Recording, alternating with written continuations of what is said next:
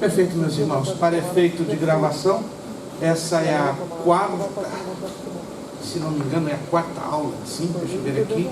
1, 2, 3. Isto é a penúltima aula. Meu Deus, misericórdia, o tempo está passando em alta velocidade. Essa é a quarta e penúltima aula da nossa matéria Os Evangelhos. Repito, esta é a quarta e penúltima aula da nossa matéria Os Evangelhos. Hoje é quinta-feira, 9 de março de 2023. Agradecemos o esforço que cada um de vocês colocaram para estar aqui. Entendemos que para muitos é um grande sacrifício, um grande desafio, mas louvamos ao Senhor que Deus nos tem dado a necessária graça, a saúde suficiente. Lembrando aos irmãos que na próxima aula vai acontecer algo que vai trazer sorrisos, contentamento e fortalecimento aos corações. Vamos ver se vocês se lembram o que vai acontecer na próxima aula. Eu ouvi um pombinho sussurrando a longa distância.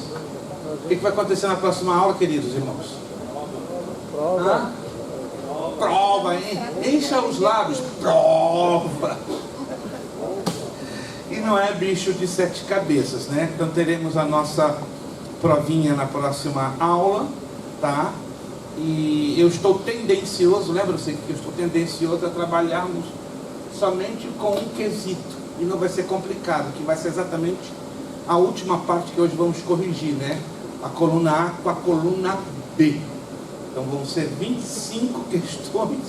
É só trabalhar com a memorização dos números com as letras e já está resolvido. Já adiantando a próxima matéria, síntese do Antigo Testamento. Esta matéria também vai chamar muito a minha, a sua, a nossa atenção, porque nós vamos trabalhar com a visão panorâmica da primeira parte das Sagradas Escrituras, síntese do Antigo Testamento. Então, 23 de março, estaremos aí, segundo a bondade e a misericórdia de Deus. Vamos então, vocês viram que eu postei estes novos grupos de slides. Quantos viram no grupo, esse novo grupo de slides? Isso, só que um pouquinho mais ampliado. Nós já estudamos essa parte na aula passada, tá? E eu acrescentei, é que eu decidi a ampliar a visão dos evangelhos sinóticos, né? Que é muito interessante quando você estuda dentro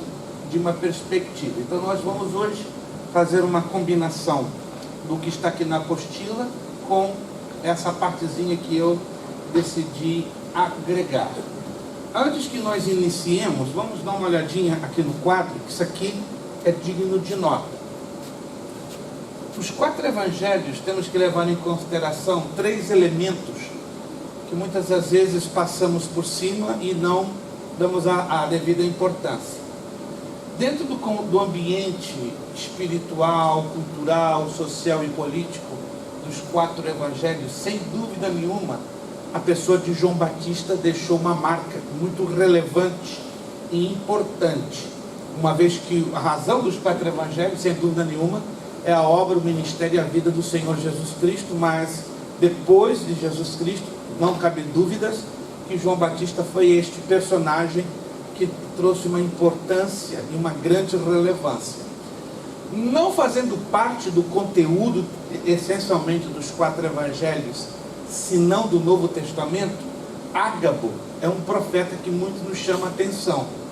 E a expressão reino de Deus. Então vamos nos introduzir visualizando isso aqui, ó. João Batista foi o último profeta da transição do Antigo e Novo Testamento. Se alguém tem dúvidas sobre isso, Mateus 11:13 assim nos indica, tá? Ele foi o último profeta da transição. Depois de João Batista não houve nenhum outro profeta que tivesse tanta relevância na transição Antigo e Novo Testamento. Aí surge lá em Atos 21:10-12 Ágabo, e Ágabo torna-se uma excepcionalidade nos tempos do Novo Testamento. O tempo não nos permite trabalhar com detalhes, mas no Antigo Testamento o profeta tinha um trabalho e uma operação completamente diferenciada, como é no Novo Testamento. Isso causa até os dias de hoje, um pouquinho de confusão por não se investigar, não se estudar a profundidade dos dons espirituais com os dons ministeriais, né? A gente vai chegar numa matéria que a gente vai confrontar as diferenças entre os dons espirituais e os dons ministeriais. E Ágapo, ele se torna uma excepcionalidade no Novo Testamento, porque é um profeta que surge no caminho com características dos profetas do Novo Testamento. Então, oficialmente, pelo registro bíblico, João Batista é o último, nos moldes do Antigo Testamento. Mas, lá em Atos 21, 10, 12, aparece quem? Ágabo. E depois de Ágabo, não aparece nenhum outro profeta com características similares ao trabalho dos profetas do Antigo Testamento. Outro sim, a expressão reino de Deus é uma expressão muito comum dentro do Evangelho de Mateus. É a tônica do Evangelho de Mateus. A expressão no grego é basileia ton theos, que ao pé da letra quer dizer assembleia ou congregação de Deus. Interessante, né? Que é a expressão no grego reino de Deus. Então nós vamos visualizar essas três situações agora dentro da apostila, tá? E deixando claro que a expressão reino de Deus, ela é muito chamativa, ela é uma tônica no Evangelho de Mateus, mas queira ou não, ela exerce uma influência tanto espiritual como social dentro dos demais três evangelhos. Vamos então à apostila e depois a gente vai se remeter aos slides. Página de número 12, falando da pregação de João Batista, né, que era diferente da que os judeus esperavam. Os judeus esperavam uma pregação diferente, mas a pregação de João Batista veio causar impacto, veio causar convulsão, veio causar realmente uma, entre aspas, revolução. Aí temos duas situações. Número 1, ser filho de Abraão, povo judeu, não os pouparia do juízo se não produzissem fruto de arrependimento. Lá em Mateus 3, 7 e 10 nos deixa muito claro. Preste atenção, até hoje os judeus se julgam por natureza hereditária detentores ou possuidores de uma salvação quase que automática, mas não é. Tanto que João Batista veio quebrar exatamente esse conceito de hereditariedade espiritual. Mas repito, se você conversar com um judeu religioso, um judeu ortodoxo, até os dias de hoje, eles inculcaram essa ideia, que não é uma ideia bíblica, não é uma ideia exposta, nem explícita e nem implicitamente, não é, dentro das páginas do Antigo Testamento. Mas isso se tornou uma tradição.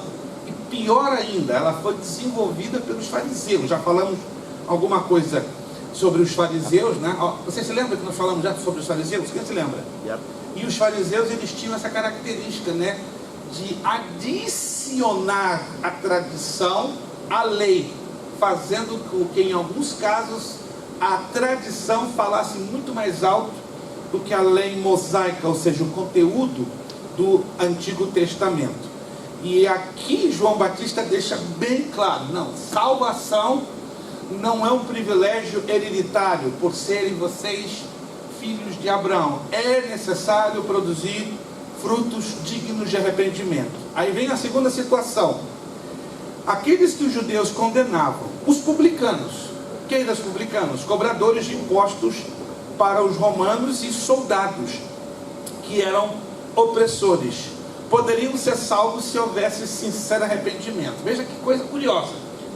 Os judeus tinham dois inimigos abertos, inimigos assim frontais, que eram os publicanos.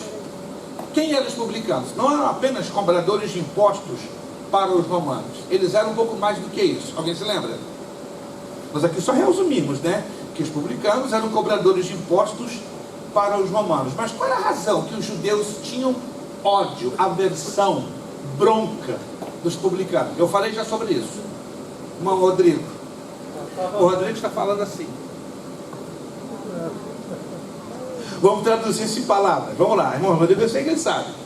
Mas qual a razão que levava os judeus a terem um ódio declarado pelos publicanos?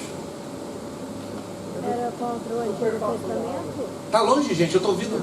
Ou eu estou hoje um pouquinho surdo, ou vocês estão com a voz manso, suave e tranquilo. Eu não estou conseguindo ouvir a distância. Vamos lá. Havia uma razão específica pela qual os judeus odiavam os publicanos. Não era só pelo simples fato que eram cobradores de impostos para os romanos. Qual era a razão básica? Eles eram judeus. Eram judeus e daí? Eles cooperavam com Roma. Exato. Por serem judeus, alguém está me acompanhando? Não era suposto estarem cooperando com Roma. Alguém está me entendendo? Não era suposto. Isso era tido como o quê? Traição. Sim ou não? Sim. Obviamente. Entende? Como judeus, irmãos nossos, vão trabalhar para Roma. E que era Roma? Inimigo. Era o povo que estava governando, impondo, né, oprimindo. Então, que sentido faz um judeu trabalhar para Roma? Então os publicanos eram odiados e tidos como traidores. Aí temos os soldados. E os soldados, eles exerciam a opressão máxima através da força militar característica do Império Romano. Esses dois grupos, segundo os judeus religiosos, não eram dignos de serem alcançados pela salvação. E João Batista deixou bem claro, eles também estão inclusos no pacote. Então isso causou um impacto, isso causou um choque na cabeça da grande maioria dos judeus e sobretudo a maioria religiosa. Batizar no Espírito Santo, prosseguindo, significava que Deus não apenas visitaria, mas habitaria em seus filhos. Isto é cumprimento das promessas de Joel, ou das profecias de Joel 2, 28 e 22, e literalmente rasgava o véu dos santos, tornando o acesso possível a todos. Na prática, retirou a primazia do templo como lugar em que Deus habita. Vamos abrir aqui um rápido parêntese, creio que já falamos alguma coisa, né, quando trouxemos aqui, pela bondade de Deus, o Seminário de Escatologia. Joel 2, 28, 32 ainda não teve o seu cumprimento pleno. Só teve o seu cumprimento parcial no dia de Pentecoste, objetivando o quê? Alcançar a igreja, os gentios. Mas a minha pergunta, se alguém se lembra, quando plenamente vai se cumprir a profecia de Joel 2, 28, 32, e quem é o endereço desta profecia? Vamos lá. Se alguém se lembra, né? Nós trouxemos isso no Seminário de Escatologia, vai ser uma das últimas matérias que vamos voltar a ter, tá? Aqui no nosso curso básico. Mas alguém se lembra? A profecia é para os judeus. A profecia é para os judeus. Para os judeus. Mas quando ela terá o seu cumprimento pleno, absoluto, completo, total? Na grande tribulação? No fim da grande tribulação. Se quer anotar, é interessante, que a memória às vezes nos trai. Então, a profecia de Joel 2, 28, 32, ela terá o seu cumprimento pleno, cheio, total, no fim da grande tribulação, e o endereço é a nação de Israel. Então, o que aconteceu em Atos 2,16 em diante foi uma amostra, foi um derramamento parcial para alcançar a igreja, ou os gentios. Vamos agora adiante ver esses aspectos que envolveram a pregação de João Batista. Primeiro, João reconheceu que Jesus, pela sua natureza divina, não precisaria de batismo de arrependimento, enquanto ele, João, sim, era apenas mais um homem pecador. Porém, obedeceu o seu Senhor, que veio também em natureza humana para ser o nosso Salvador. Em linhas práticas, Jesus não precisava de passar pelo batismo em águas. Alguém está me entendendo? Em linhas práticas, porque o que na verdade traz a simbologia do batismo? Alguém pode me resumir em 2 ou 3 frases? Qual é a simbologia do batismo em águas? Vamos lá. Morte e vida. Hã? Morte e vida. Morte e vida. No momento que a pessoa desce as águas, ela está morrendo para o mundo. Fechamos com isso? Concordamos com isso? Quando ela se levanta, ela ressuscita com uma nova vida para o Senhor Jesus Cristo. O batismo em águas, então, ele traduz a decisão de arrependimento. E Jesus teria algo de arrepender-se? Não, não teria. Mas lembram-se que João Batista resistiu a Jesus. Vamos lá, me acompanha aqui. Isso aqui é importante a gente lembrar os textos ou as palavras que os textos bíblicos nos apresentam. Quando aparece Jesus, vamos entender cronologicamente. Está lá João batizando, levanta um, levanta outro, daqui a pouco, aparece Jesus assim caminhando. O que João Batista diz quando vê Jesus? Naquele exato, está lá no Evangelho de João, capítulo 1. Já dou a dica, tá? Aí quando João Batista está batizando, ele vê Jesus. O que João Batista diz a respeito de Jesus no momento que ele o visualiza, ou vê? Cordeiro de Deus. Cordeiro de Deus. Eis o Cordeiro de Deus que quer? Tira o pecado do Que mundo. tira o pecado do mundo. Aí começa um diálogo entre João Batista e Jesus. Aí Jesus vem e deixa bem claro: me batiza. E aí? João resiste: não, eu que tenho que ser batizado por ti. Aí Jesus dá uma resposta maravilhosa e que confunde um pouco a João Batista. Qual é essa resposta que Jesus dá? Alguém se lembra? Isso aqui é tremendo. Essa resposta que Jesus dá a João, alguém se lembra? Se cumprir toda a justiça. É necessário que se cumpra toda a justiça, ou seja, a justiça de Deus. Ou seja, Jesus veio para ser o modelo encarnado da justiça de Deus. Imagine se Jesus não cumprisse todo o modelo dessa justiça. O sacrifício e a obra de Jesus seria em pedaços, seria parcial ou seria em vão. Então isso aqui é muito importante. Segundo, João era tão verdadeiramente profeta de Deus que a mensagem foi maior do que o mensageiro. João Batista nunca quis ter a primazia, nunca quis aparecer. Muito pelo contrário. Tanto lá em João capítulo 3, versículo 30, ele deixou bem claro: é necessário que ele cresça e que eu diminua. Deixou bem patente, embora eram parentes, eram primos, mas ele reconhecia que João não podia de forma alguma ter a primazia em relação a Jesus. Terceiro, João manda seus discípulos, olha que lindo, seguirem a Jesus a partir daquele momento. Eis o Cordeiro de Deus que tira o pecado do mundo. Isso quer dizer, a minha parte acabei, até aqui, daqui para diante, agora é a parte dele que corresponde a fazê-lo. João disse: convém que ele cresça e eu diminua. Acabamos de falar isso. Sendo como amigo do noivo que o representa a sua futura esposa, ou que apresenta, perdão, a sua futura esposa, mas não é o centro das atenções. João deixa claríssimo: eu não quero, eu não sou, eu não posso ser o centro das atenções. O centro das atenções é o Cordeiro de Deus. João foi engrandecido pelo Senhor, porém, como todos os profetas que o antecederam, não teve o privilégio de conhecer ainda tanto de Deus quanto aqueles que conviviam com Jesus todo o tempo. Só no céu alcançaria todo o nível de conhecimento maior. Jesus, entretanto, afirmou a respeito de João Batista que este foi o maior homem aqui na terra. Que declaração impressionante, olha só.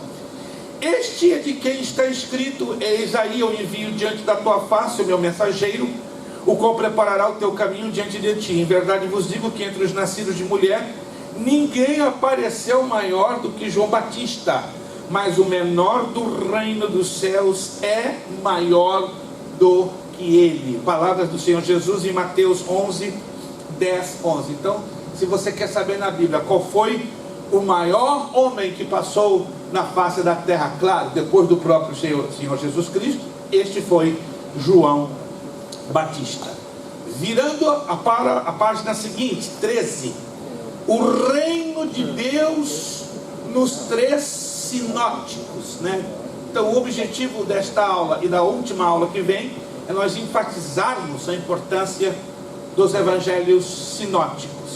Os três evangelhos sinóticos, ou seja, a mesma ótica, Mateus, Marcos e Lucas, trazem esta pregação sobre o reino de Deus de forma bem clara. É chegado a vós o reino de Deus. O que significava a expressão reino de Deus naquela época. O que era um reino? A resposta é domínio. Domínio de Deus também na terra. Esta mensagem deveria ser levada primeiro aos judeus, e isto Jesus deixou bem ordenado nas suas primeiras missões. Ide diante das ovelhas perdidas da casa de Israel, e indo pregai, não é pegai, pregai, coloca a letra R, erro nosso de digitação. E indo pregai, dizendo, é chegado o reino dos céus. Mateus 10, 5, 7. Depois deveria se espalhar por todo o mundo, todos os povos. Olha a ordem que o próprio Jesus faz questão de colocar: Jerusalém, Judeia, depois Samaria e os confins da terra. Está em Atos 1:8. A minha pergunta: a igreja primitiva, ela seguiu de imediato esta ordem da parte do Senhor Jesus? Sim ou não? Não. Então, qual foi o acontecimento que forçou? Essa é a coisa bem mais clara, você lê isso na Bíblia. Houve um acontecimento, está lá em Atos dos Apóstolos, que forçou a igreja a cumprir o ide de Jerusalém, Judeia, Samaria e confins da terra. Alguém se lembra qual foi esse acontecimento?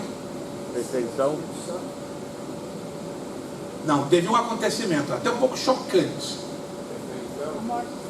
A morte de Estevão. Já leram isso? Lá em Atos capítulo 7. Esse foi um acontecimento permitido por Deus. Dê uma olhadinha com atenção. Leia todo o capítulo 7 de Atos. Depois você vai observar que a igreja de Jerusalém saiu do casulo.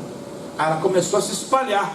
Ela foi para a Judeia, Samaria e depois os confins da terra. Mas é aquilo que já falamos em uma outra aula. O livro de Atos dos Apóstolos, ele é a extensão de um dos evangelhos sinóticos. Qual deles? Eu não estou ouvindo. Hoje eu estou vendo muito sussurro. Eu acho que tem muito pombinho aqui, pastor. Misericórdia. Qual é a extensão do livro de Atos dos Apóstolos? Qual é o evangelho?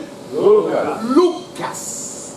Obviamente, por ser uma extensão, há muitas semelhanças literárias, históricas, doutrinárias entre Lucas e Atos. Então não temos dúvidas com respeito a isto. Mas é interessante, tá, que quando nós lemos ou estudamos o livro de Atos dos Apóstolos, nós vamos descobrir que o livro de Atos dos Apóstolos é dividido exatamente em duas partes. E em cada parte temos um personagem que se torna o protagonista, ou os protagonistas. Primeira parte, Deus usa alguém para ser o protagonista daquela primeira parte. E a segunda parte, Deus usa um outro protagonista. Alguém se lembra? Quem foram esses protagonistas na ordem cronológica? Cronológica. Primeiro veio quem? Pedro. E depois? Paulo. Bem interessante, entende? Então, na primeira parte de Atos dos Apóstolos, Pedro se torna o protagonista que vai alavancar o avanço da igreja de Jerusalém para dentro da Judeia e para dentro da Samaria. Se quiser anotar, note que interessante. Isso a gente vai trabalhar bem na matéria de síntese do Novo Testamento. Quando chegam os confins da terra, quem alavanca o avanço da obra de Deus? Quem alavanca? Paulo. Bem interessante isso. Quando e como chegou ou chegará o reino de Deus entre nós? Essa é uma expressão que ainda causa um pouquinho de confusão entre os pregadores. Mas por que causa um pouquinho de confusão?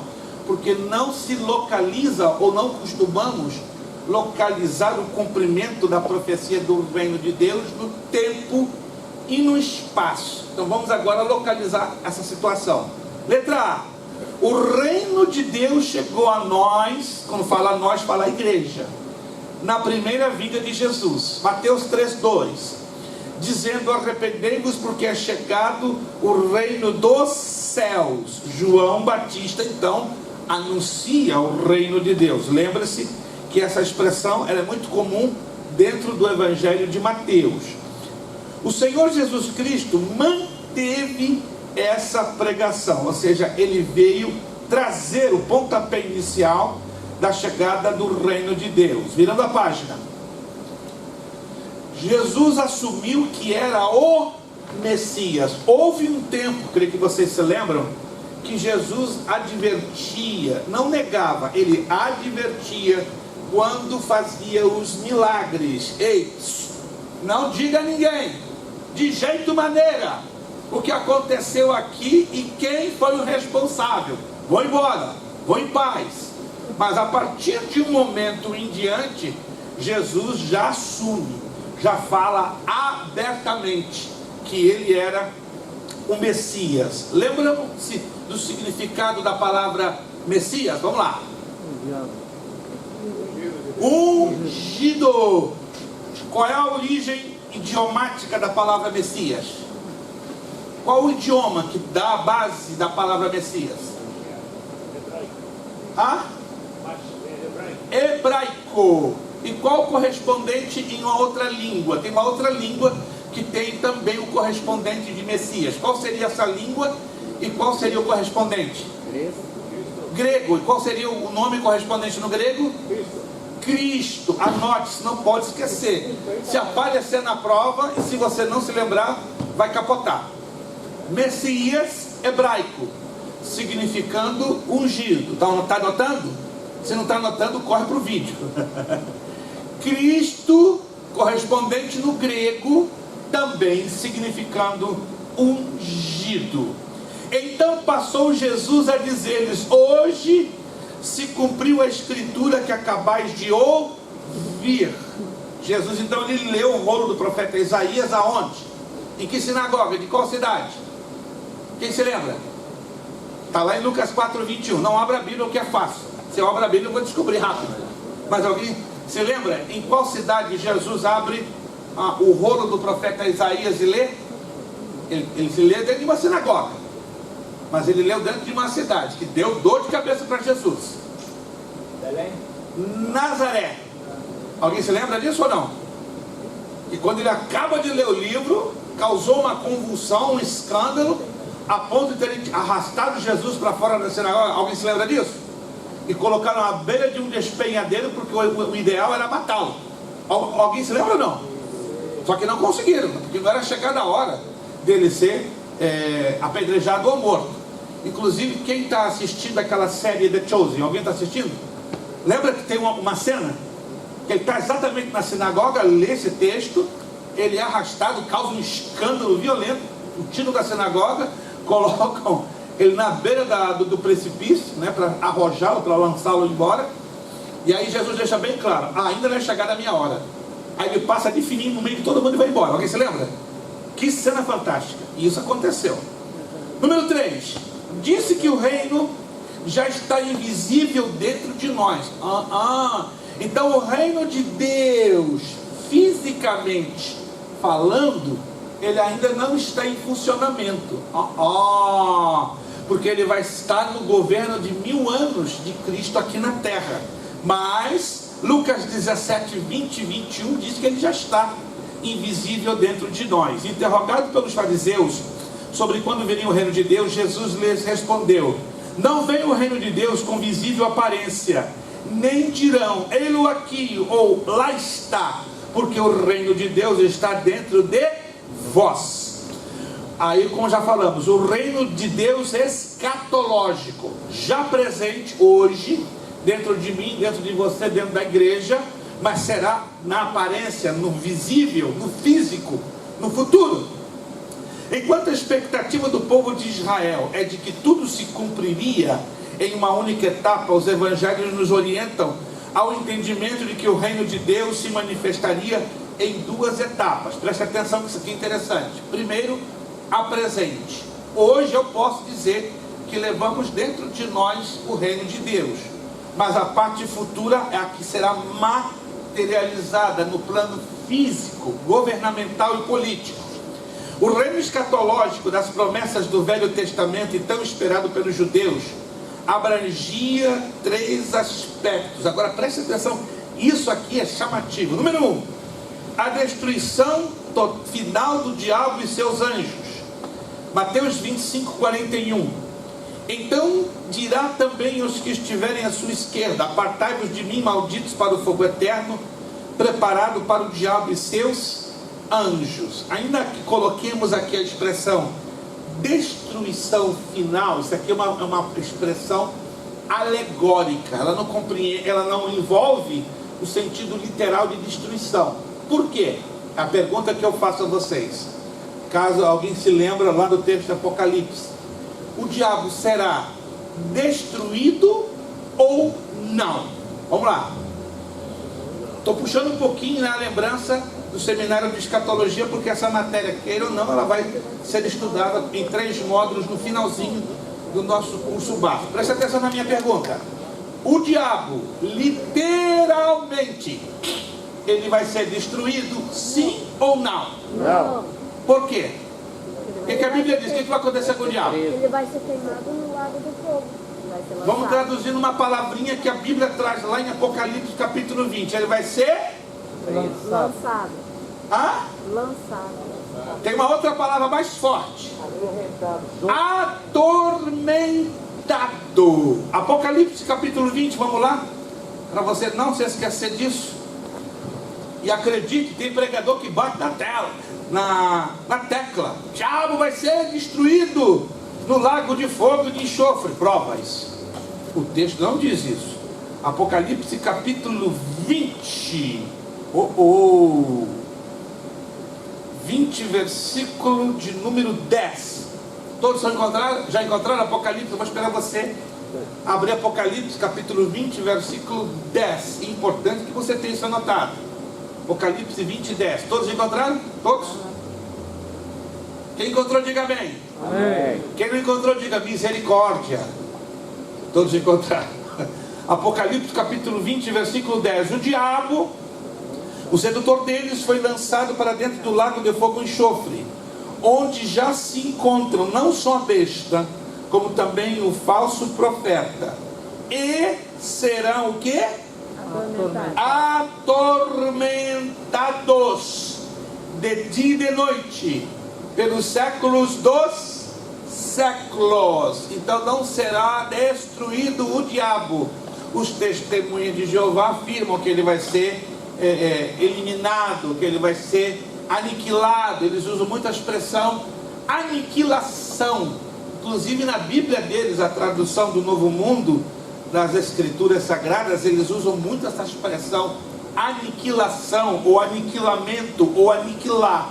Mas a Bíblia é taxativa, o texto grego é taxativo. Ele será atormentado. Destruído para o diabo é pouco. Então Deus disse: não vou destruir não, vou deixar atormentar mesmo, para entender que a justiça de Deus é fantasticamente grande e completa. Número 2, formação de uma sociedade gloriosa. Mateus 13, 43. Então os justos resplandecerão como o sol no reino de seu Pai. Quem tem ouvidos, ouça. E o milênio vai ser a encarnação desta sociedade gloriosa. 3, comunhão perfeita com Deus. Lucas 13, 29. Muitos virão do Oriente, do Ocidente, do Norte e do Sul, e reclinar-se-ão à mesa do reino de Deus, né? Um pastor gaúcho disse: então vai ter picanha na brasa no milênio? Vai ter. E, curiosamente, os glorificados terão a opção de comer ou não, porque vão ter 3 tipos de pessoas vivendo no milênio. Lembram-se disso? Vão ter 3 tipos de pessoas, né? Os glorificados, que terão a opção de querer comer, querer dormir, mas não serão obrigados, porque o corpo glorificado não terá mais as limitações da atual humanidade que hoje desfrutamos. O segundo tipo de pessoas que vão viver no milênio, os sobreviventes da tribulação. Vai ser um grupo pequeno que vai sair da tribulação e vai entrar no milênio. Claro, terão que ter primeiro confessado a Jesus como seu Senhor e Salvador. E desse grupo de sobreviventes vai nascer pessoas no milênio. E é importante deixar claro que tanto os sobreviventes como os que nascerem dos sobreviventes terão os corpos naturais que hoje temos. Só nós que teremos corpos imortais, glorificados, não mais sujeitos à debilidade do pecado e às limitações humanas que hoje desfrutamos. Virando a página, o reino presente havia sido profetizado. Se você olhar Lucas 4:21, ele é o cumprimento de Isaías 61:2. Se você ler Mateus 11:2-6, é o cumprimento de Isaías 35:5-6. E temos que observar que Jesus, sendo Deus, pode nos trazer presente e futuro ao mesmo tempo. Em Mateus 16:28 ao 17:2, ele diz: em verdade vos digo, alguns dos que estão aqui de modo nenhum provarão a morte, até que vejam vir o Filho do Homem no seu reino. 6 dias depois tomou Jesus consigo Pedro, Tiago e João, irmão deste, e os conduziu à parte, a um monte, e foi transfigurado diante deles. O seu rosto resplandeceu como o sol, e as suas vestes tornaram-se brancas como a luz. De que maneira, pergunto eu, esta palavra que Jesus falou se cumpriu ao pé da letra? Porque isso aqui foi uma profecia, concordam? E ela se cumpriu. De que maneira? Alguém se lembra? Eu vou ler de novo para você prestar atenção no que Jesus falou.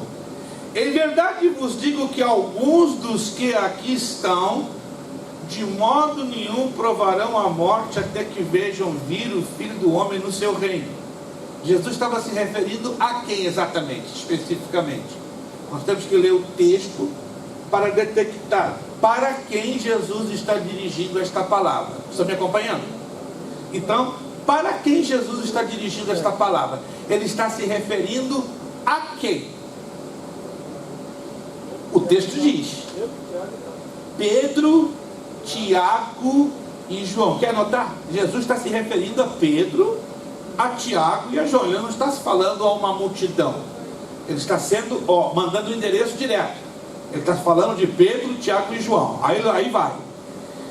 Em verdade vos digo, alguns dos que estão aqui de modo nenhum provarão a morte, até que vejam vir o Filho do Homem no seu reino. Aí diz lá: 6 dias depois, tomou Jesus consigo a Pedro, a Tiago e João, irmão deste, os conduziu à parte, a um alto monte, foi transfigurado diante deles, e seu rosto resplandeceu como o sol, e as suas vestes tornaram-se brancas como a luz. Como se cumpriu essa palavra?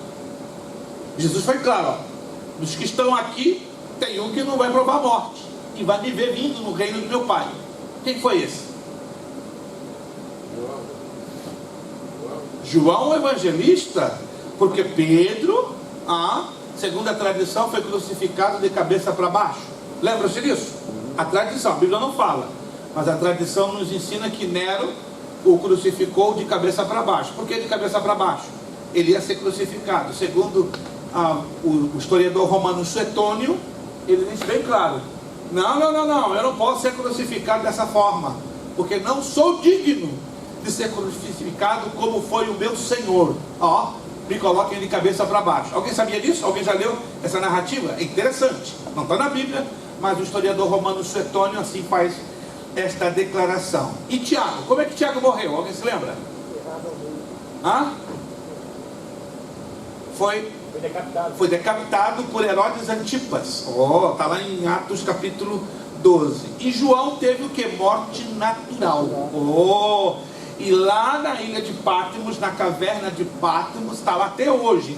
É uma caverna na ilha de Patmos, uma ilha pequenininha, no meio do mar Egeu. É emocionante, gente, quando você chega lá e vê aquela ilhotazinha, pequenininha, e a caverna, está lá a caverna, que se crê pela tradição que Jesus apareceu a João e deu toda a narrativa, toda a visão do livro do Apocalipse, né? E é um lugar que você não fica indiferente, né? Porque eu particularmente seja uma pessoa emotiva, né? Com as coisas de Deus eu sou muito sensível, mas é um lugar que qualquer pessoa, até mesmo não crente, quando vai lá, percebe que tem um negócio diferente. É interessante. As pessoas começam a chorar copiosamente, ou seja, de alguma forma Deus deixou estampada ali a sua presença. E existem várias plaquinhas, né, assinalando que ali, segundo fontes históricas seguras, foi o local da revelação de Cristo a João, que recebeu, né, toda a narrativa do livro do Apocalipse. Então João teve esse privilégio de ser alvo desta profecia de Mateus 16, 28 e 17, 2, certo? E viu o Filho do Homem no seu reino. O reino de Deus em Cristo. Número 1, a vitória sobre o diabo e seus anjos. Vitória no presente, Mateus 12, 28 e 29. Mas é pelo Espírito de Deus que eu expulso os demônios, logo é chegado a vós o reino de Deus. Ou como pode alguém entrar na casa do valente e roubar-lhe os bens se primeiro não amarrar o valente, e então lhe saquear a casa? No futuro, Mateus 28, 20. Foi-me dado todo o poder nos céus e na terra. Alguém sabe por que Jesus disse isso? Tem uma explicação muito interessante. Por que Jesus não disse isso bem antes, no trajeto do seu ministério na terra? Ele vai dizer depois da ressurreição. Vamos lá. Eu acredito que você já deve ter lido isso. Venceu a morte. Porque ele venceu a morte. E um pouquinho mais do que isso, além de ter vencido a morte, algo aconteceu com Jesus depois que ele venceu a morte. Mais do que isso, para ele fazer essa declaração, foi-me dado todo o poder, presta atenção, nos céus e na terra. Isso quer dizer que antes disso ele não podia dizer isso. Por qual razão? Ele foi no inferno e ele pegou a chave da morte. É um pouquinho mais do que isso, minha irmã. Vocês sabem, eu tenho certeza. No momento que você lê os 4 evangelhos e sobretudo os sinópticos, você vai descobrir por que Jesus faz essa declaração aqui, neste ponto, e por que ele não o fez antes. Ele cumpriu toda a justiça de Deus? É um pouquinho mais do que isso. Eu quero levar vocês a pensarem. Eu tenho certeza que vocês sabem. Porque como Adão no pecado deu autoridade da terra para Satanás, Jesus na sua morte sem pecado tomou essa autoridade, não? Um pouquinho mais do que isso, pastor Elias. Tem que oferecer pontinho, Então, vou até aí. tem que oferecer pontinho, senão o pessoal não vai falar não. 50, pronto. O irmão provocou, eu atendo a provocação. 50. Houve uma razão bem clara, nítida. Por que Jesus faz essa declaração neste ponto do Evangelho de Mateus e não o fez antes? O rolo de Apocalipse, Não. tomar a posse, não. Deus voltou. Deus soltou ele. Fale um pouquinho mais alto, por favor. Não foi assim, Deus voltou de uma maneira. É por aí. É por aí. Aí eu quero... O irmão está me dando a consequência, eu quero a causa. Posso que ele acendeu ao céu? Vamos observar o pastor Edson. O pastor Edson ele vai faturar os 50. Vamos lá. Não, nem tanto. Não, porque antes ele estava em forma humana. E depois ele assume a sua posição de divindade. Maravilha, pastor Edson. Antes Jesus estava na sua forma dividida entre homem e Deus. Mas quando ele morre, ressuscita, ele recupera toda a sua divindade, ainda que em corpo humano. Preste atenção. Em todos os evangelhos, quando Jesus fazia milagres, o que ele dizia? As obras que eu faço, não as faço de mim, mas da parte do Pai que me enviou. Então, quando nós observamos isso, Jesus só tinha autoridade na terra, não tinha no céu. Porque ele recebia essa autoridade do céu. Alguém está me acompanhando? Alguém está me acompanhando? Porque Jesus estava limitado em um corpo humano. Embora depois de ressuscitado ele continuou a ter esse corpo humano, só que glorificado. E Jesus recupera toda a sua plenitude. Quando ele recupera toda a sua plenitude, aí ele pode dizer: todo o poder me é dado nos céus, porque antes estava limitado ao Pai, e agora ele continua tendo poder na terra. Parabéns, pastor Edson. Vamos lá, 50 pontinhos para o pastor Edson. Não. Pastor, aí é complicado. O senhor suou a camisa. O senhor fez a sua caixa pensante entrar em ebulição. E aí liberou a bênção para dividir com o outro. Tem que passar o mesmo processo que o senhor passou. Anotaram? Entenderam? Isso aí é maravilhoso. Vamos lá. Mas então, por que sendo Jesus cabeça sobre todo o principado e potestade, Colossenses 2:10, e chegando a declarar juízo e expulsão do príncipe deste mundo, João 12:31 e 16:11, não enviou para o lago de fogo eterno de uma vez? Essa perguntinha aqui é capciosa. Se é certo que juntamente com o diabo e seus demônios irão para o castigo eterno todos os homens que por não aceitarem o Rei dos Reis, então a resposta está no plano eterno de Deus, que quis povoar o seu reino eterno comigo e com você. Segunda carta de Pedro, capítulo 3, verso 9. O Senhor não retarda a sua promessa, ainda que alguns a tenham por tardia, porém alongando-o para convosco, não querendo que ninguém se perca, senão que todos venham arrepender-se. Em outras palavras, Deus sabe do destino final de Satanás e seus demônios, como também sabe o destino final de cada ser humano. Mas Deus, ele é misericordioso em respeitar o quê? O livre arbítrio dos seres humanos. Curiosamente, Satanás e seus demônios exerceram o seu livre arbítrio. Eu não sei se vocês já leram na segunda carta de Pedro, a gente vai falar isso um pouquinho mais adiante, mas é só para despertar a sua curiosidade. Lá na revolta no céu que Lúcifer teve, dividiu 1/3 dos anjos, houve um grupo desses anjos que no meio do caminho, eu estou usando uma paráfrase, mas Pedro usa uma linguagem bem técnica, na segunda carta de Pedro, houve um grupo desses anjos que chegaram à seguinte conclusão: que mancada nós fizemos em ter atendido, a revolução desse idiota chamado Lúcifer. Então decidiram que voltar arrependidos e pedir perdão ao Todo-Poderoso. Alguém chegou a ler esse texto?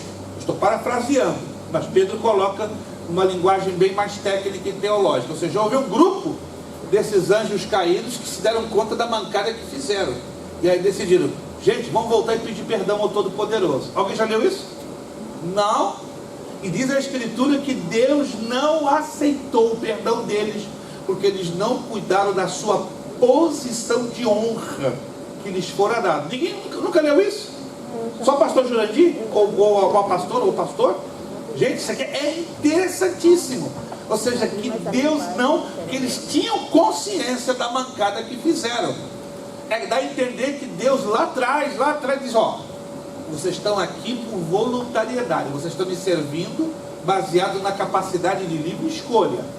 Claro que Deus já sabia que Lúcifer ia dividir os céus, então ele já, embora o texto bíblico não nos dá nenhuma declaração explícita, mas óbvio que os anjos têm muito maior capacidade intelectual do que nós. Então fica no ar aquela ideia que Deus já havia dado como uma letra, uma palavra: vocês são responsáveis pela escolha que vocês vão tomar. Aí não deu outra. Por ser tão responsáveis e de maior capacidade do que nós, seres humanos, é obviamente que Deus não teria o porquê de aceitar o arrependimento desses anjos, que na verdade foi mais remorso do que arrependimento. Mas a gente vai falar um pouquinho disso um pouquinho mais adiante. Virando a página. Formação de uma sociedade gloriosa. A palavra igreja, alguém se lembra o significado literal desta palavra? Igreja. Nós já falamos alguma coisa. Eu quero acreditar que alguém anotou. Igreja. Tirados para... Só o irmão Dorcelino. Não deixa o irmão Dorcelino sozinho, não. Ele vai começar a chorar de tristeza. Estou sozinho.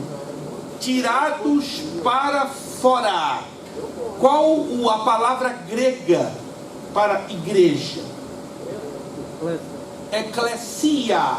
Eclesia. E2Ks L-E-S-I-A. Vamos lá. Lucas 17, 20 e 21. Sendo Jesus interrogado pelos fariseus e sobre quando viria o reino de Deus, respondeu-lhes: o reino de Deus não vem com aparência exterior, nem dirão ei-lo aqui ou ei-lo ali, pois o reino de Deus está dentro de vós. Buscai antes o seu reino e estas coisas vos serão acrescentadas. Olha que interessante. Não temas, ó pequeno rebanho, porque o vosso Pai agradou dar-vos o reino. Então esse reino hoje está aqui, entre nós, entre mim, você, entre cada um de nós. Futuro, Mateus 13:43. Então os justos resplandecerão como o sol no reino de seu Pai. Quem tem ouvidos, ouça. Então isso já sabemos, que essa formação de uma sociedade gloriosa está hoje na igreja, e no futuro vai estar com Israel politicamente governando, com Jesus e também conosco. 3. Comunhão perfeita com Deus. O presente, Lucas 15. A parábola da ovelha perdida, da dracma perdida, do filho pródigo. É um conjunto. Alguém já leu essas parábolas? Se você quer tirar dúvidas sobre parábolas, nós temos aqui entre nós, você sabe disso, alguém super especializado, né? Pastora, esposa do nosso, pastora Kátia, mas melhor especialização, não estou aqui fazendo propaganda não, eu tenho acompanhado o trabalho no Instagram da pastora Kátia. Parabéns, pastora, a senhora está deixando realmente as irmãs na profundidade das parábolas. Então esse é o conjunto do que é perdido, né? Dracma, ovelha e filho. Tem praticamente o mesmo ensinamento. O que mais Deus Filho precisaria dizer para nos constranger com tão grande amor pela nossa salvação? É a pergunta. Desejo de que estejamos junto a Ele, onde Ele está. João 14, 13, 17 e 24 nos deixa isso bem nítido. Lucas 13, 29 é a comunhão perfeita olhando para o futuro. Muitos virão do Oriente, do Ocidente, do Norte e do Sul e reclinar-se-ão à mesa no reino de Deus. Observação: a salvação já acabou com a condenação e com o poder do pecado sobre nós, mas só no futuro nos livrará das consequências do pecado, ou seja, doença, choro e morte. Antes que demos a continuação, tá? Vamos usar os minutinhos que nos separam do intervalo, tá? Para darmos uma olhadinha ali de novo sobre os evangelhos sinóticos, e depois do lanche vamos falar sobre o Deus do reino, e o reino e a religião, tá? E vamos também corrigir a última parte dos exercícios. Vamos então entrar nesta parte aqui, né? Evangelhos sinóticos. Detalhes. A questão sinótica, o evangelho de Marcos, Mateus e de Lucas. Se vocês observarem ali, isso aqui não é uma coincidência. O porquê que o evangelho de Marcos ele está no meio? Porque Mateus e Lucas, de uma forma ou de outra, eles olham para Marcos. Marcos tem uma base informativa bem curiosa. Embora Mateus, dos três, é o único evangelho de testemunha ocular. Ou seja, Mateus viu tudo na obra, na vida, no ministério do Senhor Jesus, mas não impediu que Mateus também se baseasse nos registros escritos da tradição oral, também da parte de Marcos. Aqui nós temos uma questão sinótica. Eu não vou entrar em muitos detalhes, mas isso parece até um joguinho de labirinto. Olha lá. Antes de apreciarmos a teoria das duas fontes, que atualmente recebe maior crédito, olhemos brevemente as teorias precursoras, aquelas que vieram antes. Há diversas teorias que procuram explicar o complexo fenômeno do incontestável fato sinótico. Como explicar as marcantes semelhanças e importantes diferenças, a concórdia, discórdia entre os evangelhos sinóticos. Detenhamos-nos em 3 delas. Então, durante muitos séculos, ficou esse joguinho, né? Lucas se remonta a Marcos, que se remonta a Mateus. Mateus que se remonta a Lucas, que se remonta a Marcos. E assim por diante. Então, isso aqui são trajetos de teorias que vieram lá no passado até que desembocaram em uma teoria mais consistente. O chamado consenso no latim, consenso evangelistanum, é a teoria da ordem canônica. No consenso evangelastrum, Santo Agostinho ocupou-se da questão. Segundo ele, Mateus é o evangelho mais antigo que Marcos. Marcos abreviou ao passo que Lucas fez uma síntese de ambos. Ou seja, faz sentido que Mateus seja definitivamente o mais antigo, devido ter sido Mateus fonte testemunhal, fonte ocular. Aí temos a teoria do evangelho fundamental, preconizada por Lessing, um teólogo do século XVIII. Essa teoria entende que o evangelho fundamental, também chamado Evangelho dos Nazarenos, é um escrito apostólico em aramaico do qual 3 sinóticos teriam tido origem. Então temos o evangelho fundamental, aí em cima desta teoria destrincharam-se Mateus, Marcos e Lucas. Mas repito, isso é uma teoria. Uma teoria, ela tem um conjunto de provas, porém algumas delas não são ainda de todo definitivas, mas todas elas válidas para serem consideradas e observadas. Aí temos a teoria da dependência mútua. Eu vou avançar, porque as teorias são um pouquinho extensas, mas você já tem no seu slide. Valeria a pena você analisar cada uma delas. E tem, claro, tem uma ou duas que pendem muito para a balança, ou seja, que falam mais alto. Temos a teoria das 2 fontes, né, que ela foi proposta independentemente em meados do século XIX por Rilke e Weiss. Tudo isso é válido para nós entendermos a composição atual e a validade canônica dos 3 evangelhos sinóticos. Essa é a hipótese das 2 fontes, que Marcos se refletiu sobre Mateus e sobre Lucas, além da chamada fonte Kell, ou fonte que. Aí tem a teoria das 2 fontes, nós damos a descrição, as provas históricas e as provas internas. A questão sinótica, o evento Jesus, a pregação apostólica, diversas fontes na área da tradição, orais e escritas. É muito interessante isso, para chegarmos à conclusão que hoje chegamos em dar a chamada validade dos 3 evangelhos como verdadeiros. Outra visão da teoria das 2 fontes, outro desenvolvimento. Temos uma versão da teoria, parece algo um pouquinho confuso, mas não é. Quando você vai lendo uma por uma, pelo menos 1 a 2 delas fazem muito sentido. As outras não se encaixam muito bem.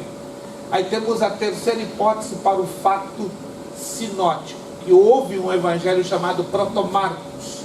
E esse Protomarcos trouxe o evangelho de Marcos, baseado na fonte M, K, Q e L, que desembocaram dentro de Mateus e Lucas. Aí temos a relação, isso aqui é interessantíssimo, a relação entre os evangelhos sinóticos. Ou seja, Marcos tem um conteúdo exclusivo, não é? Que varia entre 18% a 76%. Marcos e Lucas estão dentro de Lucas com 41%, 35% e 23%. Se bem que 35% é um conteúdo exclusivo de Lucas. Em Mateus tem 20% que é conteúdo dele, só dele. Mas 45%, 25% e 10% é distribuído com os outros evangelhos. Parece um quebra-cabeças, mas faz total sentido. Tá? De todas as teorias que nós apresentamos, esta é a que eu mais admiro, que eu mais gosto e a que tem melhor sincronia histórica, doutrinária e canônica. Tá? Muito interessante. De tudo que você encontrar aqui, esta aqui é a mais sensata que se encaixa bem. Para você ver que de qualquer maneira é Deus na frente para não permitir indiscrepâncias ou contradições dentro da narrativa dos 3 evangelhos. Aí temos o evangelho de Marcos, o primeiro evangelista e criador da palavra evangelho. Para quem não sabe, Marcos foi o detentor da palavra evangelium, que deu o nome evangelho. Aí nós temos aqui uma visão do evangelho segundo São Marcos. Eu não vou entrar em muitos detalhes, mas é muito interessante. Marcos escrito em Roma, é uma pergunta que nós fazemos. Marcos em Roma com Pedro e Paulo. Marcos foi escrito entre os anos 64 e 70. Muito interessante. Esse é o esquema de divisão do evangelho de Marcos. É o evangelho que mais dos 3, é o que mais chama atenção por causa da sua estrutura doutrinária. É curtinho, mas em alta velocidade com respeito a uma palavra. Qual é a palavra que mais encontramos no Evangelho de Marcos? Ou qual é a atividade que encontramos com mais intensidade no Evangelho de Marcos? Queria que você se lembre. Reino dos céus. Não. Vamos lá, vamos relembrar. Se no Evangelho de Mateus a palavra ou a expressão reino é a que mais ocorre 55 vezes, me acompanhe. A palavra reino é a palavra que mais domina o Evangelho de Mateus, 55 vezes. Qual seria o acontecimento que mais domina ou predomina dentro do Evangelho de Marcos? Milagres. Não, anote. De todos os 4 evangelhos, Marcos domina a ocorrência um tanto elétrica, sequencial, forçada, ou vamos dizer em alta velocidade, de milagres. Esta é a estrutura básica comum aos evangelhos sinóticos. Só um momentinho que entrou uma informação do Adobe. Ele sempre faz isso. Vamos lá. Ele é meio teimoso às vezes, mas vamos lá. Para a gente entrar em seguida no nosso intervalo. Se você quer fazer uma linha comparativa exata, precisa, fidedigna dos 3 evangelhos, está aqui, ó. Pega Mateus, Marcos e Lucas e divida ele em 4 partes: preparação ministerial, ministério na Galileia, viagem a Jerusalém e Jerusalém. Essas são as 4 partes que coincidem bem com os 3 evangelhos sinóticos, tá? Em Mateus de 3:1 a 4:11, em Marcos de 1:13, em Lucas de 3:1 a 4:13 e assim por diante. Você vai encontrar várias temáticas comuns aos 3 evangelhos. Estão me acompanhando? Mas essas 4 são as que melhor se encaixam. Elas são muito precisas. É como Mateus, nessa narrativa dos 4 acontecimentos, confirma com todas as letras e palavras a Marcos e Marcos a Lucas. Porém, o mais chamativo, que dos 3, o testemunial ou da testemunha ocular é Mateus. Isso é que mais nos chama a atenção. Para fechar, chaves de leitura ou temas importantes para compreender Marcos. Se você quer entender com profundidade Marcos, leve em consideração estas chaves: Boa Nova, o Messias, Filho de Deus, o segredo messiânico, o discipulado e o conflito na vida de Jesus. Momentos altos na proclamação de fé em Jesus, né? Toda essa parte eu me dedico a ressaltar a importância do Evangelho de Marcos. Onde e como atua Jesus, né? Ele atua em 4 dimensões: em um espaço religioso, em um espaço doméstico, em um espaço social, político, econômico, e um espaço utópico, que é a consubstanciação da sua missão. O Senhor chama, congrega e envia. Vocação, comunhão e missão. Olha que interessante. Então ele cria um ciclo, não é? Em Marcos 3, 13 a 15. Quem é Mateus? Aí Mateus nós trabalhamos também com uma visão, para você entender, né, cada um dos 3 evangelhos com detalhes, tá? Interessante, né, que o Evangelho de Mateus tem um Pentateuco. É o Pentateuco mateano, 1º, 2º, 3º, 4º e 5º livrinho. Leia com atenção, muito interessante. O Evangelho de Mateus, como nós dividimos de maneira bem temática, comparando com Lucas. Mateus 18, 1 a 35 é o ensaio de sociedade alternativa, reinado de Deus e Império Romano. Bastante interessante, ou seja, vocês têm um bom material para você ter uma visão bem mais detalhada dos evangelhos sinóticos. Nós não vamos entrar numa leitura mais detalhada, porque isso aqui é um conteúdo que eu preparei para vocês terem essa excelente informação. Ok? Eu sei que é muito conteúdo, os objetivos de Lucas e Atos. Por que Lucas e Atos se tornam uma única temática? Realidade conflitiva, aí falamos sobre Lucas, fontes para Lucas, Evangelho segundo Lucas, temas importantes para Lucas. É muita coisa. E aí você vai ter então bastante oportunidade de ter esse material. Fique à vontade em usar esse material, não tem nenhuma restrição de uso. Só que decidimos dar a melhor informação possível para a sua pesquisa. Alguma pergunta, alguma dúvida com respeito aos evangelhos sinóticos? Alguma dúvida dentro dos 4 evangelhos? Porque na próxima aula a gente vai dar uma extensão maior sobre a temática que ainda resta na nossa apostila. Alguma dúvida, alguma pergunta? Por enquanto está tudo esclarecido? Tudo esclarecido? Perfeito. Qualquer dúvida ou qualquer pergunta dentro da temática dos 4 ou dos evangelhos sinóticos, não se acanhem em fazê-lo, né? Porque estamos aqui para ajudar na sua dúvida. Vamos nos colocar de pé, então passarmos ao nosso intervalinho de 10, 15 minutos. Vamos agradecer ao Senhor por esta primeira parte. Vamos pedir ao nosso irmão Damião, por gentileza, Damião, nos leva a Deus uma palavra de agradecimento por esta primeira parte. Vamos acompanhar então a oração que o nosso irmão Damião estará fazendo.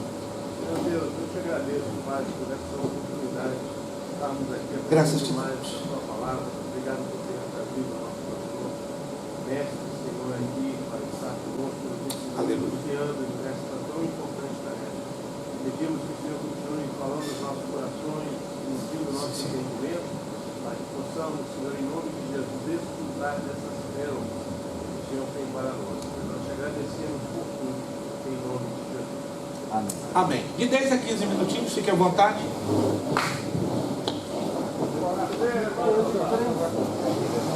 Dois irmãos passaram o Paulo geral. Perfeito, perfeito. Excelente. Obrigado. Eu no fim de semana eu vou mandar o vídeo. Bravo. Como é que é? Acabou de perder 50 pontos, hein? O pastor está fazendo liquidação de pontos ao contrário. Liquidação de pontos, não, desconto de pontos. Sabe aquela imunidade? Você foi? Ok. Vamos então regressando.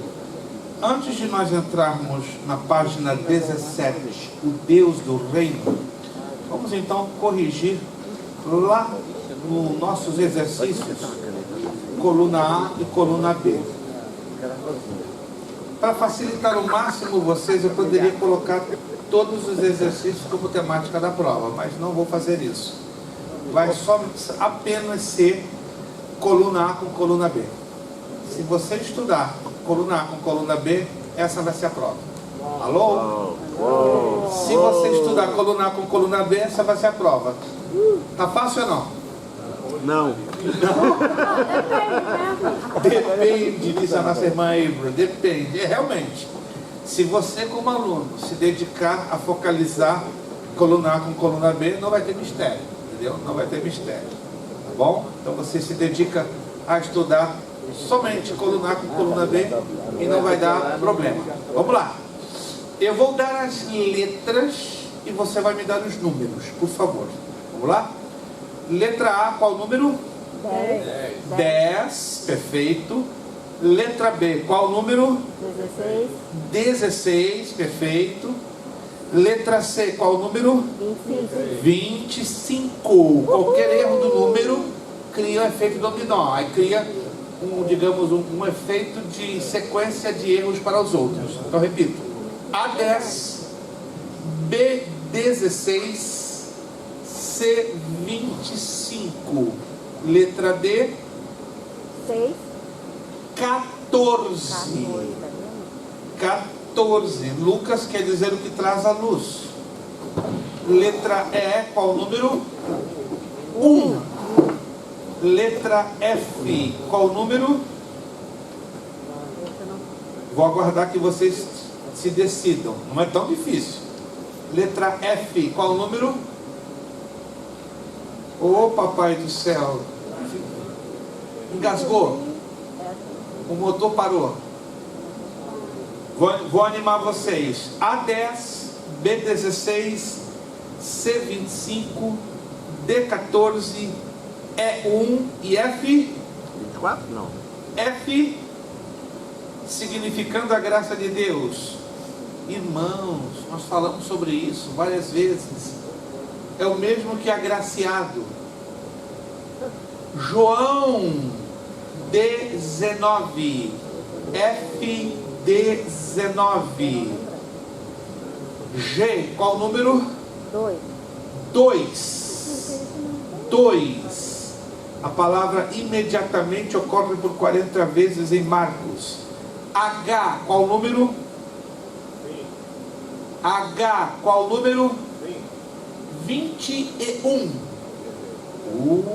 Caminho, desenvolvimento, progresso. Letra I, qual o número? 3. Amigo de Deus, Teófilo. Letra J, qual o número? 18. K significa martelo grande, qual o número? 22. L, o terceiro evangelho, qual o número? L, o terceiro evangelho, papai do céu, não é possível. 23. O terceiro evangelho traz a universalidade e a tônica do livro. L, então, o terceiro evangelho, qual é? Lucas. M, lugar de prensa de uvas, qual o número? 15. N, em Jerusalém, qual o número? 4. O, o evangelho de João, qual o número? Qual o número? 11. P, esperança, vida nova, qual o número? 13. Q, significa dom de Deus, qual o número?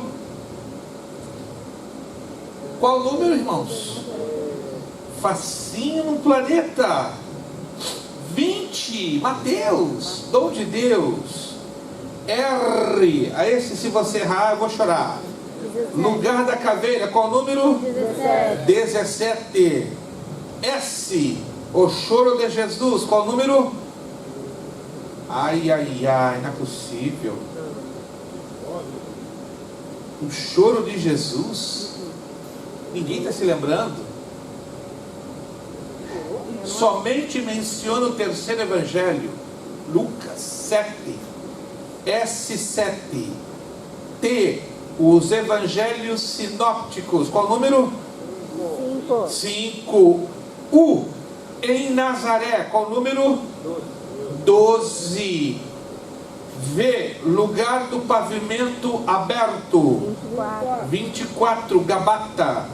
X, expressão não exclusiva de Lucas, qual o número? Agarrou. X, 6. Filho do homem em Ezequiel. W, alguns dos discípulos de João, qual o número? 9. Policarpo, Papias, Inácio. E o Z, por eliminação, bispo de Herápolis. 8. Papias. Para quem ficou perdido na poeira, A10, B16, C25, D14, E1, F19, G2, H21, I3, J18, K22, L23, M15, N4, O11, P13, Q20, R17, S7, T5, U12, V24, X6, W9, Z8. Conferido?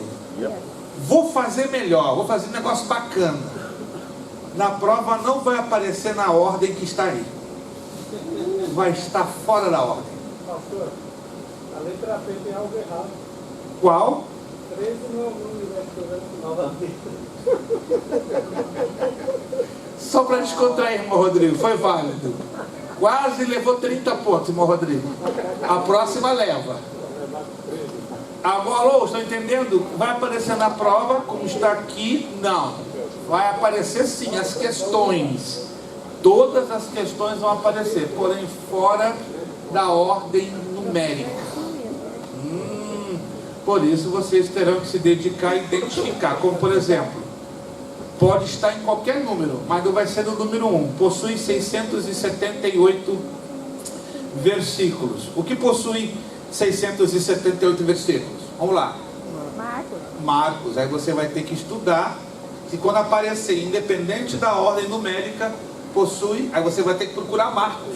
Pode ser 4, pode ser 9, pode ser 12, pode ser 25. Aí você já tem em mente que possui 678 versículos, não é? É o Evangelho de Marcos, não é? Getsemane. Qual é o significado de Getsemane? É o lugar de prensa. Isso, pode não ser, não vai ser o número 15, vai ser qualquer outro número, mas você já sabe que Getsemane é lugar da prensa de uvas. Dom de Deus, acabamos de falar agora. Qual é o significado do nome dom de Deus? Mateus. Então, fique focado. Procure identificar nomes, tá, com os quais estão ligados, porque não vai aparecer na mesma ordem numérica. Já que nós vamos só focar em cima deste exercício, então é mais que justo que a gente trabalhe fora da ordem numérica. Porque entre nós é muitíssimo fácil memorizarmos a ordem numérica em relação ao que definitivamente podemos aprender dos significados ou da relação dos significados entre si. Alguém está me entendendo? Alguém está me acompanhando? Amém. Isto, porque você só vai trabalhar com essa página aqui. Não, pastor, vai me dar um BO na cabeça. Não vai te dar um BO na cabeça. Você vai estar só se focando em cima dessa parte. Quem está me entendendo, gente? Você só vai se focar em cima disso aqui, nada mais. Todos os demais exercícios se esqueça, mas não vai aparecer na exata ordem que está aí. Tá bom, gente? Alô, alguma dúvida? Só ficar focado na coluna A com a coluna B, né? Por exemplo, a palavra reino. Qual é a relação da palavra reino? Palavra reino. Está ligado com o quê? Com Mateus. Mateus, aparece 55 vezes no Evangelho de Mateus. Revela a divindade de Jesus Cristo. Isso é fácil. João. Quem revela a divindade de Jesus Cristo? João, o Evangelho de João. Então é só procurar focar-se nas relações coluna A, coluna B. Perfeito? Vamos então voltar à nossa página que nós estávamos nos detendo, né? Lá sobre o Deus do Reino, página de número 17. Vamos usar mais 12 minutinhos para a nossa aula, na razão de a gente estender até 10h10, vamos até pontualmente 10 horas. O Deus do Reino. Primeiramente entendemos que os judeus não haviam alcançado a verdadeira visão de Deus apresentado no Velho Testamento. Por quê? Por duas razões. Os profetas no Velho Testamento haviam anunciado um Deus que estava agindo momento a momento, tanto para salvar como para julgar. Apresentava um Deus ativo que se comunicava com o homem. Porém, os judeus não alcançaram isso e criam num Deus distante, que só voltaria a agir no advento do Messias. Deus retomaria a iniciativa no dia da vingança, que o Antigo Testamento usa a expressão o dia do Senhor. Letra B. O Deus que Jesus anunciou veio buscar os pecadores para salvá-los. Os escribas e fariseus criam que para retomar a comunhão com Deus, todo esforço seria do pecador. Aí vem as parábolas de Lucas 15. São ilustrações de Deus Filho, Deus Espírito Santo e Deus Pai fazendo esforço para buscar o homem perdido. A salvação escatológica, ou seja, que ela olha para o futuro, é agora apresentada como um convite para um banquete. Para este convite eram enviados mensageiros a todo lugar. No pensamento judaico, olha que interessante, O arrependimento depende só do pecador, porque não há um mediador. Então esta é uma dentre um pacote de razões porque os judeus não creem que Jesus Cristo é o Messias, porque na mentalidade judaica não existe um mediador. Existe um vingador. Então guarde isso, na mentalidade dos judeus, na mentalidade judaica, o Messias vem para vingar-se dos inimigos de Israel e não se colocar como um mediador, porque esta seria uma propriedade divina, e eles não veem os judeus ortodoxos como Messias, como uma entidade divina, porque ver o Messias ou ver Jesus como uma entidade divina é crer na possibilidade de 2 ou até 3 deuses. Mas aonde está escrito isto? No Antigo Testamento, para que os judeus possam ter como base que Deus é único, um só. Deuteronômio capítulo 6, versículo 4. Seria interessante você anotar, porque isso em hebraico é chamado o Shemar. Alguém já ouviu falar dessa expressão? Shemar. Shemar quer dizer declaração de unicidade. Deuteronômio capítulo 6, versículo 4. Ouve Israel, o Senhor nosso Deus é o único Senhor. Chama a atenção sua a palavra Senhor. Tem algo diferente aí nesta palavra Senhor na sua Bíblia? Vamos lá, se alguém consegue detectar, tem algo aí, eu vejo algo diferente. Não sei se você está lendo igualzinho a mim, ou se a sua tradução está mostrando que tem algo bem diferente nesta palavra Senhor, que ela aparece 2 vezes. Vamos lá, quem está enxergando aí? Tem algo diferente. É a letra O. Maiúsculas, está todo em maiúsculas. E preste atenção, isso é uma dica importante. Todas as vezes que você vê a palavra Senhor no Antigo Testamento, toda ela em maiúsculas, não apenas a letra S, está se referindo ao nome hebraico de Deus. Preste atenção. E o nome hebraico de Deus é Yahweh. Os judeus não pronunciam esse nome. Escute, os judeus não pronunciam sob hipótese nenhuma esse nome. Está escrito no texto da Torá, está escrito no texto do Antigo Testamento. Mas há uma tradição no judaísmo que ensina o seguinte: o nome de Deus é tão santo, é tão santo, é tão santo, que a sua pronúncia se perdeu ao longo dos séculos. Então, para os judeus não cometerem o sacrilégio de colocarem o nome do Senhor, nosso Deus, o nosso Deus em vão, eles cumprem ao pé da letra o mandamento de Deuteronômio, capítulo 20. Vamos lá, Deuteronômio, capítulo 20, versículo 7. Não tomarás o nome do Senhor teu Deus em vão, porque o Senhor não terá por inocente o que tomar o seu nome em vão. Essa é a razão pela qual os judeus não pronunciam o nome de Deus em hebraico, Yahweh. A pronúncia se perdeu, pode ser Yahweh, pode ser Javé, mas jamais Jeová. Embora temos algumas traduções da língua portuguesa que aparecem Senhor Jeová. Alguém já viu essa tradução? Ela é uma tradução incorreta, baseada na Vulgata Latina. Aliás, a Vulgata Latina ela tem trazido algumas pequenas dores de cabeça na sua tradução e tem influenciado algumas traduções da língua portuguesa, né? E também a Septuaginta. Então são 2 traduções um pouquinho problemáticas quando elas são trazidas para a língua portuguesa, tanto a Septuaginta, tanto como a Vulgata Latina. A melhor tradução mesmo, a base de tradução para um bom texto da Bíblia em língua portuguesa é aquela baseada no TR. Lembra-se da matéria de bibliologia? TR. Alguém se lembra o que significa a sigla? TR. Estudamos isso em bibliologia, a menos que tenha escapado da memória de vocês. TR. Anote aí, texto recebido. Texto recebido, ou no latim chama-se textus receptus. Essa é a melhor base de tradução da Bíblia, seja em qualquer idioma, tá?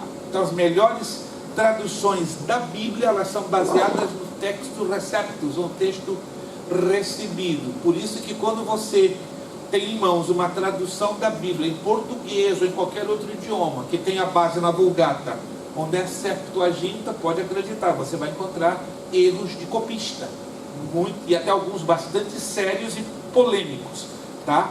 Mas os judeus, repito, eles são muito criteriosos no que tange ao nome de Deus, tá? E aí eles substituem na pronúncia por Adonai. Está escrito Yahweh, mas eles substituem por Adonai, que traduzido é Senhor, amo, proprietário. Quem já ouviu falar desse nome em hebraico, Adonai? Eles nunca vão dizer, ou dizem Adonai, ou dizem o Eterno. Nós cristãos não temos o hábito de usar essa expressão, o Eterno, mas não é errado, né? Quem fala muito essa expressão são os judeus, né? Eu sou judeu, então desde criança fui ensinado a usar essa expressão, que não é nada antibíblico, né? Por isso que é bem engraçado, né? Quando eu escrevo uma carta, ou dou uma saudação, o Eterno te abençoe, já automaticamente alguém do outro lado, você é judeu, como é que você sabe? Porque só um judeu se dirige às pessoas usando a expressão o Eterno, que, repito, não é nada de errado, mas não é uma coisa normal para, digamos, os cristãos, na sua maioria, usarem essa expressão. Entenderam a questão do Senhor em letras maiúsculas? Entenderam? Porque no original, em hebraico, é Adonai ou Yahweh. E tem Senhor com a letra S, unicamente em maiúsculas. E nós vamos falar um pouquinho disso mais adiante, que é bem interessante para a gente ter esta visão bíblica. Vamos lá então. Então, no pensamento judaico, voltando aqui à apostila, o arrependimento depende só do pecador, porque não é um mediador. Então eles não creem em mediador e por isso têm dificuldade em crer em Jesus como Senhor e Salvador. No pensamento cristão, Deus com poder busca, convida e atrai os pecadores. Letra C. O Deus do reino é agora apresentado como um pai próximo. Jesus ensinou a orar, conversando com Deus como Pai Nosso. Alguém aqui pode recitar voluntariamente, um aluno, tá? Sem nenhum medo, se puder, claro, a oração do Pai Nosso, sem errar uma letra, uma palavra. Vamos lá, voluntariamente. Nossa irmã Zuleika, procure falar em voz alta e devagar. Vamos ouvir, irmã Zuleika. Pai nosso que está no céu, Ok. santificado seja o teu nome, venha a nós o teu reino, seja feita a tua vontade na terra, como é feita nos céus. O pão nosso de cada dia nos dai hoje, perdoa as nossas dívidas, assim como nós perdoamos os nossos devedores. E não nos deixes cair em tentação, mas livra-nos do mal, porque o teu reino, o poder e a glória de Deus. Parabéns, irmã Zuleika. Só por causa do seu esforço, você ganhou 50. Devia ter falado de 50. Irmão Caetano está ali querendo negociar, mas calma. Devia ter Calma, falado irmão que valeu um Caetano. pontinho, né? Vamos chegar lá. Falar em hebraico vale 100. Irmã Zuleika. Para dar imunidade na prova. Gente, tem um espírito de judeu aqui trafegando entre nós, né? Um espírito de negociação. Deixa isso só para mim, tá bom? Deixa eu negocio. Gente, sabe por quê? Eu pergunto porque alguns oram a oração do Pai Nosso no estilo da Igreja Católica Romana. Alguém tem ideia como é que funciona as palavras da oração do Pai Nosso da Igreja Católica? Alguém poderia pronunciar para mim? Vamos lá, irmã Zuleika, ela vai pronunciar então na versão católica. Está querendo ganhar mais 50 aí. Não, ela já fechou a cota por hoje. Vê se eu consigo. Minha avó era católica. Pai nosso que está no céu, santificado seja o vosso nome. Venha a nós o vosso reino. Seja feita a vossa vontade na terra, como é feita nos céus. O pão nosso de cada dia nos dai hoje. Perdoai as nossas ofensas, assim como nós perdoamos aqueles que nos têm ofendido. Não nos deixeis cair em tentação, mas livrai-nos do mal. Excelente, irmã Zuleika. Realmente essa palavra foi católica mesmo. Não roxa, mas foi. Você percebeu as diferenças gramaticais? Vosso por teu, deixeis por induzas, né?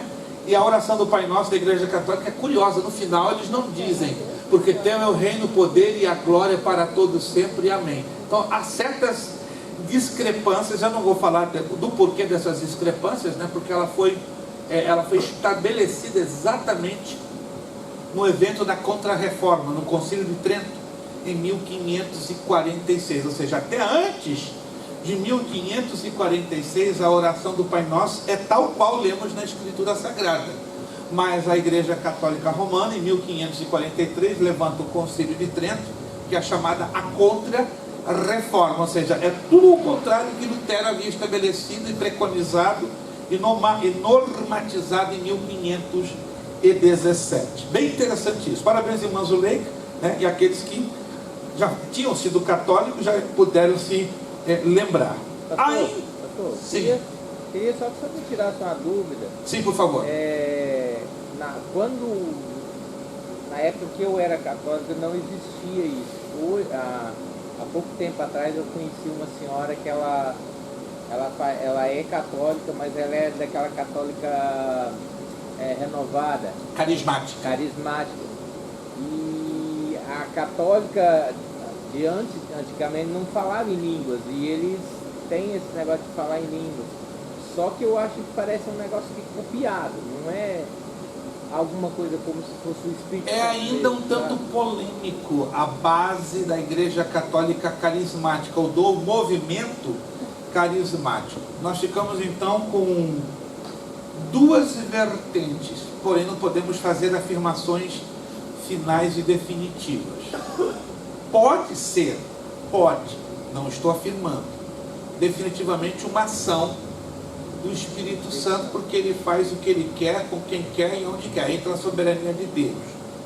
Mas olhando por outro lado, parece algo um tanto estranho, porque os católicos carismáticos ainda estão agarrados com seus conceitos ligados a Roma, a reverência ao Papa, a valorização da tradição acima da Bíblia, as imagens, entende? A Bíblia nos ensina, na primeira carta de Coríntios, capítulo 14, que o nosso Deus não é Deus de confusão. Então, olhando por esse lado, parece que é uma certa confusão, uma certa contradição. Será que o Espírito Santo age no meio de uma confusão, de um misticismo? É algo a nos perguntar. Se é uma ação válida do próprio Deus, então Deus coloca a ordem, coloca a decência e coloca os pontos nos is, os pingos nos is. Então, se não é uma ação de Deus, só temos duas conclusões finais: uma ação carnal humana ou uma ação diabólica. Eu particularmente tenho dificuldade em trazer uma visão conclusiva, mas se a gente colocar a luz da Bíblia, a única coisa que eu posso afirmar é que o nosso Deus não é Deus de confusão. E se ele faz a coisa, ele faz bem feito, baseado também no que aprendemos da parte do próprio Jesus. Se o Filho nos libertar, verdadeiramente sereis livres. Não é que eu quero colocar uma polêmica, mas é uma coisa para a gente colocar, para pensar e colocar no prisma da Escritura Sagrada e tirar a prova dos 9. Ok? Para terminar aqui. Ainda que Deus já tivesse se anunciado como Pai no Velho Testamento, de acordo com Salmo 89, 26, Malaquias 2,10, os judeus carregavam um véu como Moisés, que não os permitia olharem para Deus. Vamos fechar então essa parte aqui? O Deus do reino só ao final será também o juiz para as cidades. Jesus avisa que as cidades que muito receberam e rejeitaram o reino sofrerão duro castigo, sofrerão juízo como Sodoma. Juízo na história, julgamento para Jerusalém e o templo na história, e o juízo escatológico, pois quando vier o Filho do Homem na sua glória e todos os anjos com ele, então se assentará no trono da sua glória, e diante dele serão reunidas todas as nações, e ele separará um dos outros, como o pastor separa as ovelhas dos cabritos, e as porá à sua direita, mas os cabritos à esquerda. Isso fala sobre o juízo das nações. Perfeito.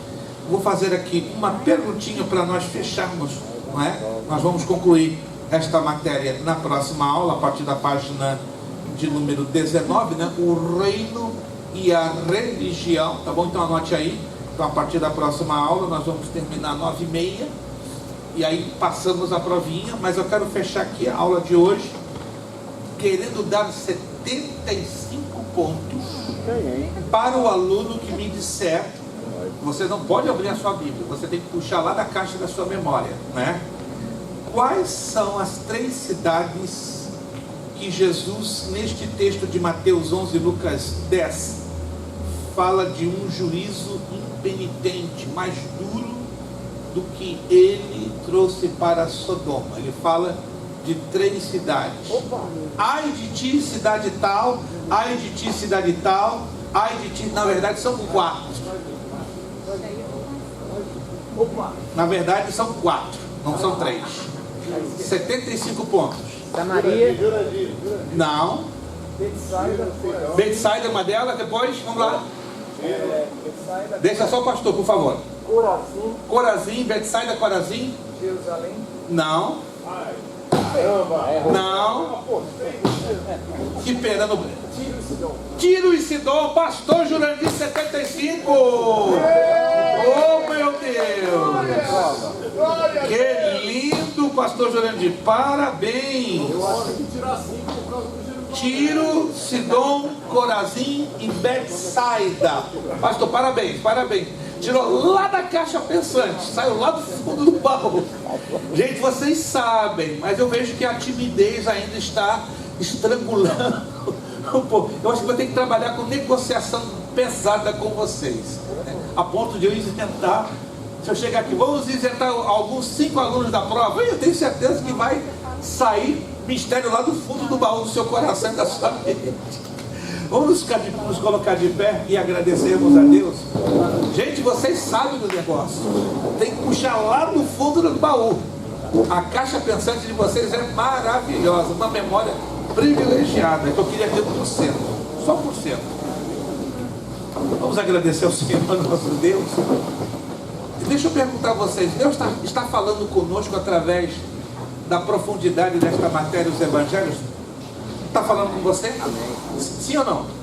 Comigo está falando e tem falado. E sempre você vai dizer, mas pastor, você já sabe isso de cor e salteado. Engano seu. Quanto mais eu me aprofundo nesta matéria, nesta temática, Deus mais me fala, mais me ministra e mais me edifica.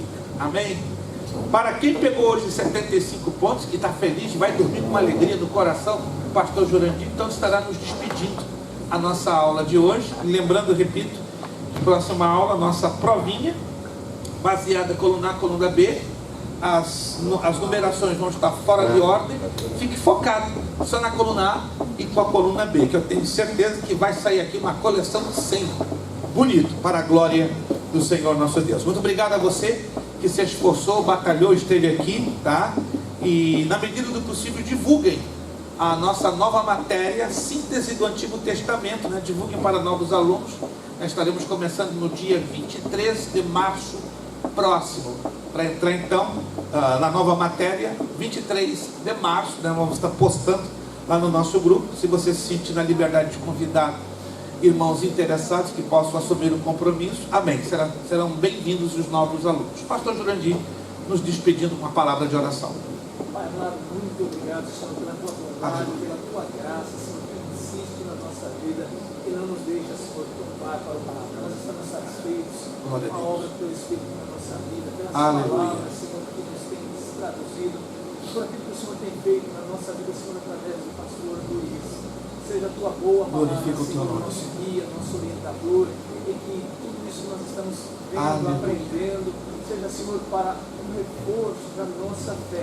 Glória a Deus. Esperamos que tu começaste a tua boa obra, continues aperfeiçoando, conta, Senhor, conosco, para não atrapalhar a tua obra, que a tua palavra seja fundamento nas nossas vidas sempre, da maneira correta. Nos leve em paz, nos ajuda, Senhor, durante toda esta semana, que o teu nome seja glorificado a cada atividade, Senhor, em cada passo que dermos, e que nós olhemos para cima e digamos: só o Senhor pode ter feito isso. E é obra maravilhosa aos nossos olhos. Muito obrigado por tudo, no nome de Jesus.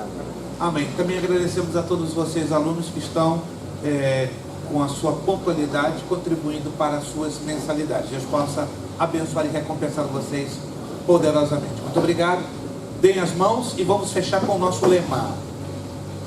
Seriedade. Seriedade. Compromisso. Compromisso. Disciplina. Disciplina. Seriedade. Seriedade. Compromisso. Compromisso. Disciplina. Disciplina. Seriedade. Seriedade. Compromisso. Compromisso. Disciplina. Disciplina. É necessário que ele cresça Sabe que ele cresça. e que eu diminua.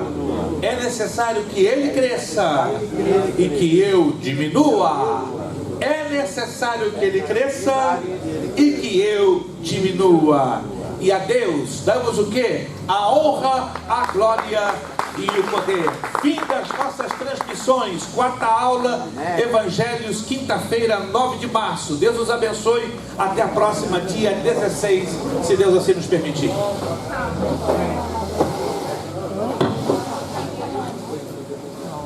Pastor Luiz, a lista de chamados.